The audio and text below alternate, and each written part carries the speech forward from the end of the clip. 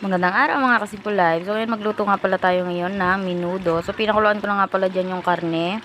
At after nga lumambot ng mga karning baboy, sinunod ko na nga itong atay. Hinuli ko nga pala siya para hindi siya masyadong ma-overcook.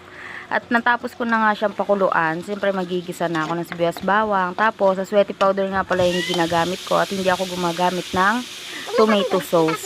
Dahil naaasiman ako sa tomato sauce tapos nilalagyan pa natin ng tomato paste. So, sobrang asim na niya. Ayoko kasi ng sobrang maasim sa kaldereta man, menudo man, or kahit anumang may sauce. So, ang gamit ko is yung asweti powder talaga. So, ang tapos ko na nga siyang magisa, nilagay ko na nga yung pinakuluan nating karne.